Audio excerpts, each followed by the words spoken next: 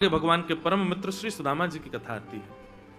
भगवान के गुरुकुल के मित्र हैं, सांदीपनी गुरुकुल में संग पढ़े ठाकुर जी के श्री सुदामा जी महाराज कि कृष्ण स्यासीत सखा कश्चिद ब्राह्मणो ब्रह्मवित्तम विरक्त इंद्रियार्थेषु प्रशांतात्मा जितेंद्रिय। सुदामा चरित्र लगभग सबको याद सही है, पर फिर भी कुछ विशेष बात मैं कहूं, बहुत सावधानी से सुनिए सब लोग। भगवान के सखा हैं श्री सुदामा जी महाराज। सुदामा जी के 3 गुणों के बारे में श्री वेदव्यास जी यहां कहते हैं, और ये 3 गुण कौन कौन से? विरक्त इंद्रिय, प्रशांत आत्मा और जितेंद्रिय। ये 3 लक्षण जिसमें होंगे ठाकुर जी उसी को अपना सखा बना सकते हैं। बंधु, नवदा भक्ति है श्रवणम कीर्तनम विष्णु स्मरणम पाद सेवनम अर्चनम वंदनम दास्यम सख्य आत्मनिवेदनम। इन नवदा भक्ति में से आप सारी भक्ति भीतर ले आओगे, लेकिन 2 भक्ति तब आएंगी जब ठाकुर जी चाहेंगे। बहुत सुंदर विषय नवदा। अभी मैं द्वारिका में जो कथा करूंगा ना, वो नवदा भक्ति पे ही करूंगा। अभी मन बना, अभी जैसे बोलते समय मैं सोच रहा था द्वारिका में विषय क्या रखूंगा, क्योंकि वो लाल जी का उत्सव है, वहां पर एक क्रमबद्ध कथा नहीं होती, वहां पर एक विषय पर कथा होती है। तो अब आप लोग सुनना, फिर वहां में नवदा भक्ति का विस्तार करूंगा। नवदा भक्ति कौन कौन सी? बस इतना समझ लीजिए, श्रवणम कीर्तनम विष्णु स्मरणम पाद सेवनम अर्चनम वंदनम दास्यम सख्य आत्मनिवेदनम, इसमें सारी भक्ति आपके भीतर आ जाएंगी, लेकिन 2 भक्ति तब आएंगी जब ठाकुर जी चाहेंगे। और वो 2 भक्ति कौन कौन सी हैं? एक तो चरण सेवा, पाद सेवनम, ठाकुर जी की निज सेवा। ये आपकी इच्छा से नहीं होती है, ये ठाकुर जी चाहते हैं, इसीलिए आप उनको छू सकते हो, नहला सकते हो, उनको वस्त्र पहना सकते हो, उनको कुछ भी कर सकते हो। उनकी इच्छा ना हो तो आप स्पर्श भी नहीं कर सकते। और दूसरा सख्य, सखा। आप कितना भी कहो कृष्ण मेरा यार है, कृष्ण मेरा दिलदार है, कृष्ण मेरा जे है, कृष्ण मेरा वो है, आपके कहने से थोड़ी हो जाएगा। लोग बात कहते ढूंढते रहते हैं, प्रधानमंत्री मेरा मित्र है, प्रधानमंत्री मेरा सखा है, राष्ट्रपति मेरे संग बैठती थी और यूं करते थे। लोग बात दुनिया भर की बातें बनाते रहते, लेकिन सिद्ध कब हो? इतने ऊंचे स्तर पर अपना संबंध बनाना सिद्ध कब हो? जब ऊंचे स्तर वाला व्यक्ति कहे कि हाँ ये मेरा मित्र है। आप तो ठाकुर जी को सखा मानते हो, लेकिन ये सख्य भाव तब तक पुष्ट नहीं होगा जब तक ठाकुर जी ना कहें कि हाँ ये मेरा सखा है। 3 लक्षण होने चाहिए जिससे ठाकुर जी आपको सखा के रूप में स्वीकार करें। उसमें पहला लक्षण है विरक्त इंद्रिय। विरक्त इंद्रिय का मतलब क्या है? अपनी इंद्रियों में आसक्त ना हो। जीव ने इच्छा की मुझे गोलगप्पे खाने, तुरंत महाराज भाग गए गोलगप्पे वाले भैया के पास, गोलगप्पा खिलाओ, तीखा सा खिला दो, नहीं चटपटा खिला दो। आप ठाकुर जी का सखा नहीं बन पाओगे। क्यों? इच्छा प्रकट होते ही आप उसको पूरी करने लग जाते हो।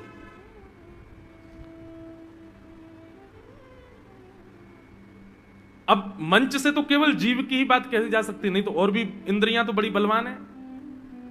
अपनी इंद्रियों की इच्छाओं को जो रोक ना पावे, अपनी इंद्रियों की इच्छाओं पर तुरंत एक्शन लेवे और उसको पूरे करने में लग जाए, ऐसा व्यक्ति ठाकुर जी का सखा नहीं बन सकता। ठाकुर जी का सखा तो विरक्त इंद्रिय, अपनी इंद्रियों से जो विरक्त है। विरक्त इंद्रियार्थेषु। दूसरा प्रशांत आत्मा। ठाकुर जी का सखा बनना है तो दूसरा लक्षण क्या होना चाहिए? शांत नहीं, प्रशांत, अत्यंत शांत रहो। 2-4 लोग तो उनके चेहरे से पता चल रहा है वो ये सोच रहे हैं हम तो कभी बन ही नहीं पाएंगे, ना तो हम विरक्त इंद्रिय और ना हम प्रशांत आत्मा है। बहुत ज्यादा बोलने, कभी कभी मुझे लगता है बिहारी जी बोलते क्यों नहीं, तिरुपति बाजा जी बोलते क्यों नहीं? ये पहले भी तो बोलते थे, रामानुजाचार्य जी से खूब बात करते थे, हमारे बिहारी जी स्वामी हरदास जी से खूब बात करते थे, हमसे क्यों नहीं बोलते? श्रीनाथ जी गुसाई जी से खूब बात करते थे, अष्ट सखाओं से खूब बात, हमसे क्यों बात नहीं करते? मीराबाई से बात करते थे, हमसे क्यों नहीं बात करते? क्योंकि हम बोलने से चुप होते ही नहीं। हम अपनी इतनी सुना देते हैं कि ठाकुर जी कहते हैं जे शांत हो तो मैं बोलूं, हम शांति नहीं रहते। प्रशांत आत्मा, शांत नहीं प्रशांत बनिए। अत्यंत शांत। सब लोग इधर देखो, सावधानी से सुनो।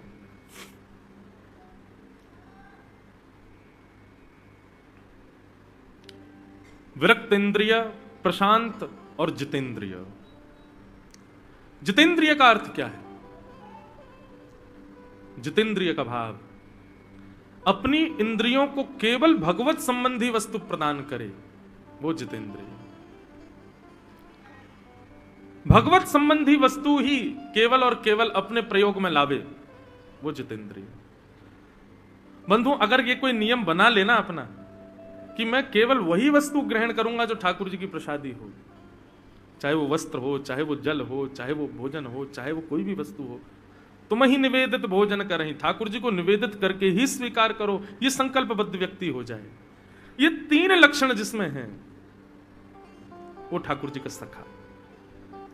जिसको बनने की इच्छा हो कि हाँ हमारे सखा ठाकुर जी बने, इन 3 चीजों पर काम करना प्रारंभ कर दो। सुदामा जी के अंदर ये तीनों लक्षण विद्यमान हैं। सुदामा जी के घर में बनने को भोजन नहीं होता, वर्षा होती है तो कमर कमर तक जल भर जाता है, पहनने के लिए वस्त्र नहीं है, खाने के लिए अन्न नहीं है। ऐसी स्थिति में सुदामा जी रहते हैं, लेकिन फिर भी कभी द्वारिकाधीश के पास मांगने नहीं जाते। क्यों? भाई संबंध है तो मांग लो, नहीं, इसलिए संबंध थोड़ी है, स्वार्थ हो जाएगा नहीं तो। वे मेरे सखा हैं, वे मेरे मित्र हैं, इसलिए थोड़ी है कि मैं दुखी हूं और वो मेरी सेवा करें, वो मुझे, मैं अपने प्रारब्ध भोग रहा हूं, मैं क्यों कृष्ण के पास जाऊं? और हम लोग कैसे हैं? हमारा पड़ोसी विधायक बन जाए तो अपनी गाड़ी पे लिखवा लेते हैं विधायक का पड़ोसी।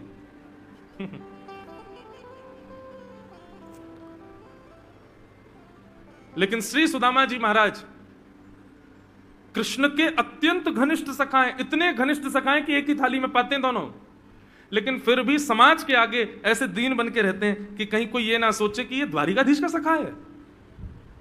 अपने आप को अत्यंत सूक्ष्म बताते हैं, अपने आप को अत्यंत दीन बता करके चलते हैं सबको, कि कोई ये ना सोच ले कि ये भगवान का सखा है। ये ऐसे श्री सुदामा जी महाराज।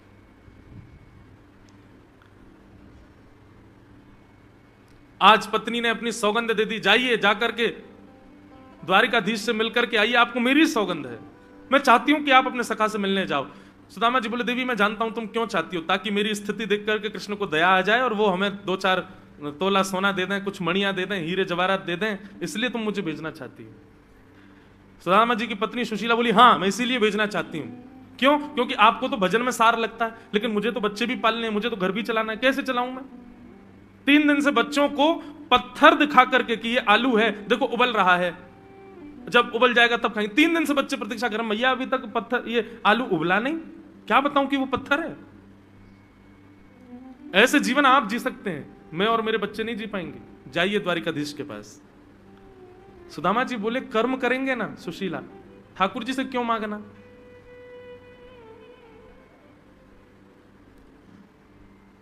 पर नहीं, अब कर्म करने का समय नहीं है, अब इतनी स्थिति नहीं कि हम कहीं जाएं और जाकर के कर्म करें, फिर 1 महीने की प्रतीक्षा करें, फिर वेतन आए, फिर बच्चों को कुछ खिलाएं। नहीं, अब तो जाइए आप ठाकुर जी से मांगना भी पड़े तो मांग लाइएगा।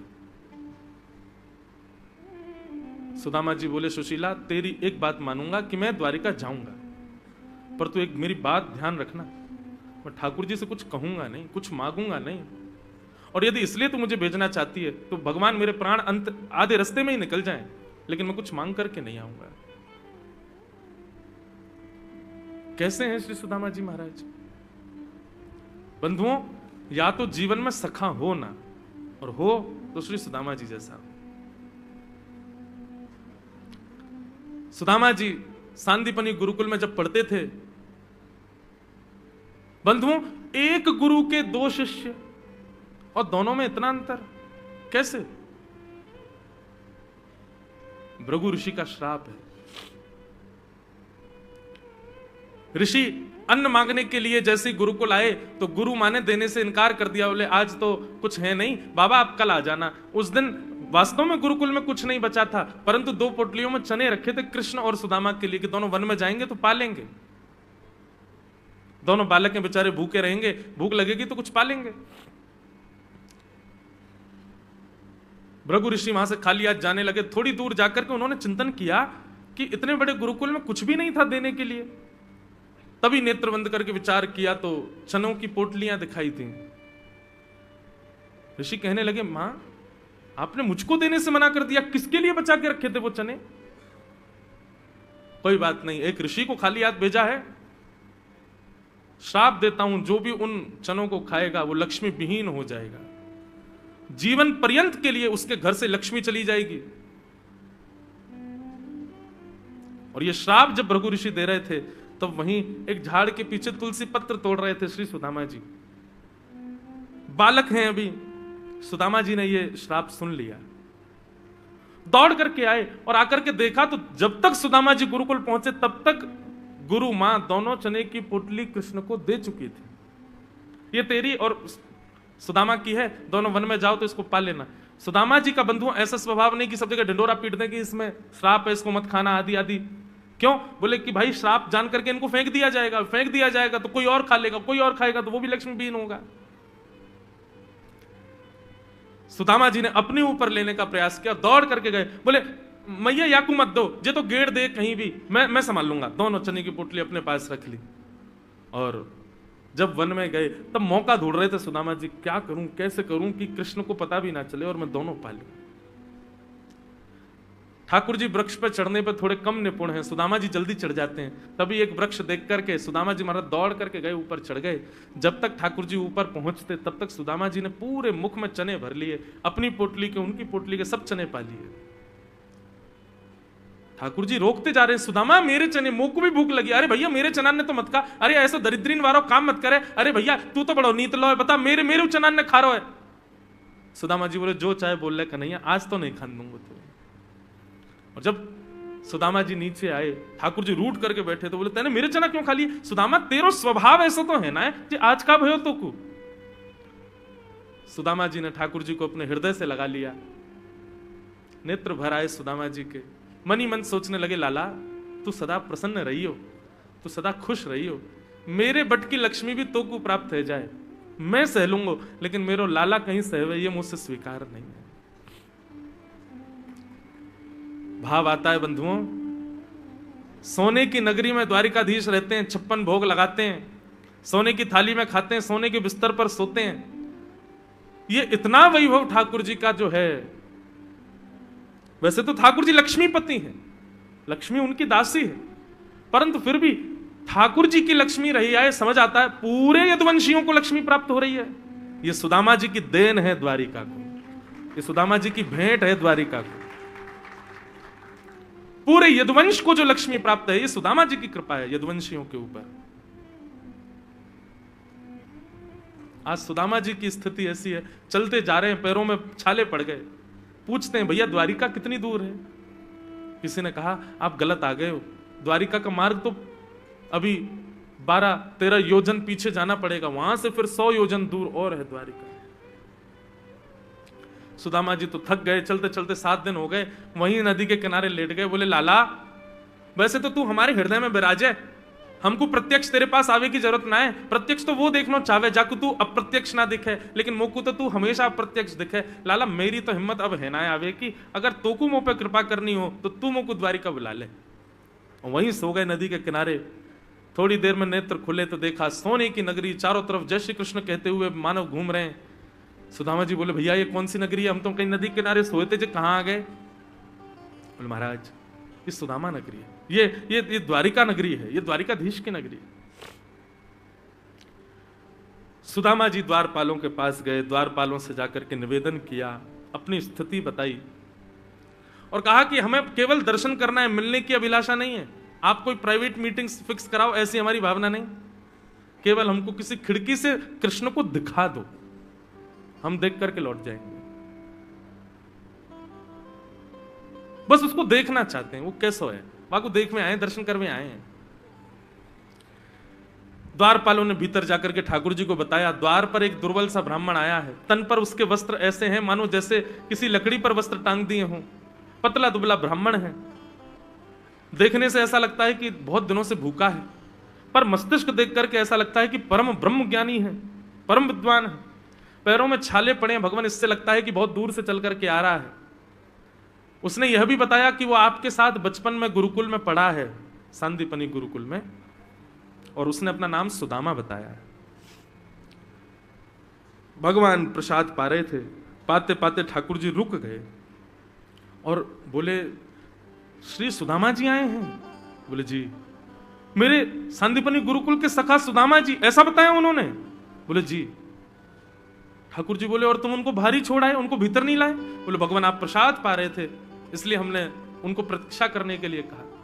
इतना सुनते ही तो ठाकुर जी अपनी चौकी से कूद पड़े और दौड़े हैं। महामंत्री सेनापति सब रोक रहे हैं, ठाकुर जी हमें आज्ञा करो। बोले तुम हटो यहां से। दौड़े सीधे द्वार की ओर। रुक्मणी आदि सब भगवान की पटरानियां पी। ऐसा कौन आ गया जिसके लिए ठाकुर जी भोजन छोड़ के भागे? वसुदेव देव की मैया भी अचंभित, भैया ऐसा तो हमने पहली बार सुनी है, ये कौन सा सखा आ गया कृष्ण को? ठाकुर जी के नेत्रों से आंसू गिरते जा रहे हैं, दौड़ते जा रहे हैं, मालाएं टूट टूट करके गिर रही हैं, मुकुट कहीं गिरा, पादुकाएं कहीं गिरी। स्थिति नहीं ठाकुर जी की। 7 बेड़ियां पार कर करके जब मुख्य द्वार पर पहुंचे, पतले दुबले से सुदामा जी को देख करके ठाकुर जी भाव विभोर हो गए। दौड़ करके अपने सखा सुदामा को हृदय से लगा लिया। अत्यंत भावुक ठाकुर जी हो गए। इतने कस के हृदय से लगाया कि थोड़ी देर और नहीं ठाकुर जी छोड़ते तो सुदामा जी ठाकुर जी में ही विलीन हो जाते।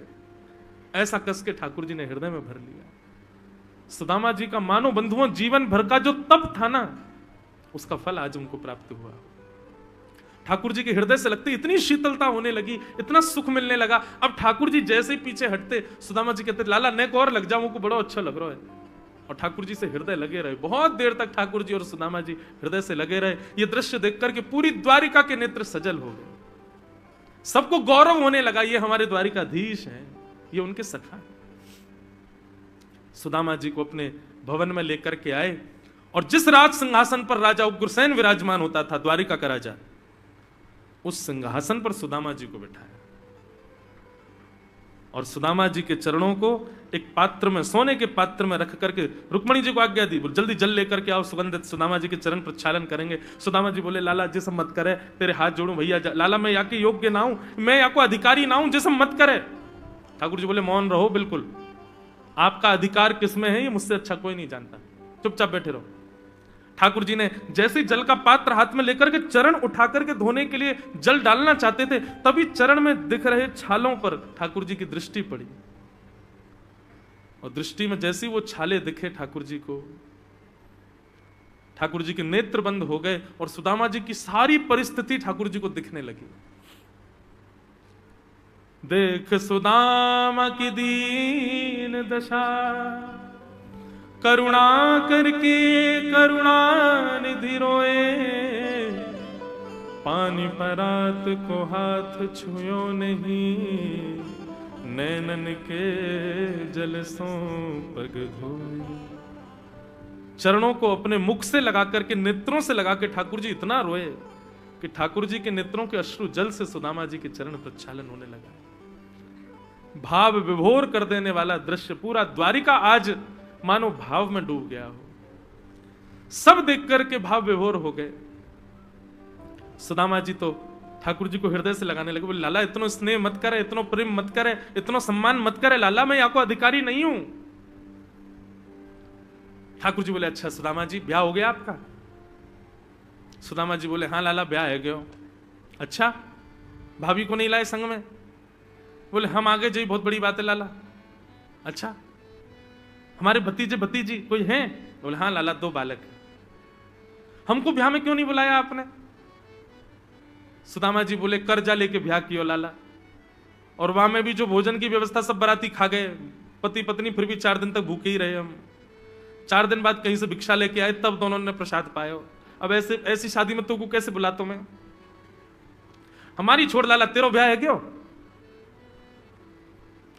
ठाकुर जी बोले कोई और बात करो, ब्याह की बात मत पूछो। ये आपको पता गुरुकुल में गुरु जी क्या कहते थे? सुदामा जी सारी बात करने लग जाए, फिर सुदामा जी के लाला ये बताना तेरा ब्याह भयो कि नहीं? ठाकुर जी बोले हाँ हमारा ब्याह भी हो गया। अच्छा भाभी कहाँ है? बोले कौन सी भाभी? बोले हमारी भाभी। बोले यहीं खड़ी हैं। अच्छा अब वहां तो महाराज 16,108 पूरे मैदान में खड़ी थी दूर दूर तक। सुदामा जी को लगा नगर के लोग आ गए होंगे दर्शन करने, महात्मा आया है। कौन सी है लाला? बोले रुको अभी बोलते हैं, आपको प्रणाम करने आएगी। भगवान ने इशारा किया, सब आओ। मैं रुक्मणी प्रणाम। अच्छा देवीचर सौभाग्यवती रहो। रुक्मणी जी गई ही थी। सुदामा जी दूसरी बात कहते इतने में, मैं सत्यभामा प्रणाम, देवीचर सौभाग्यवती रहो। मैं जामवती प्रणाम, देवीचर सौभाग्यवती। मैं कालिंदी प्रणाम, मैं मित्रविंदा, मैं भद्रा, मैं लक्ष्मणा।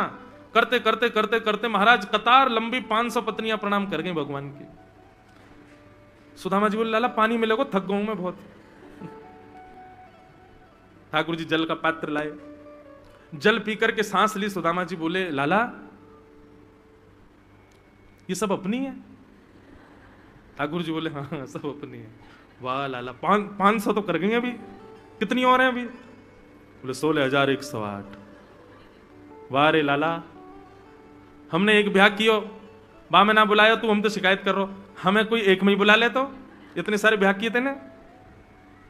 ठाकुर जी बोले इनमें से हजारों ब्याहों में तो मैं खुद भी नहीं गया था, मेरे बिना ही ब्याह है गो।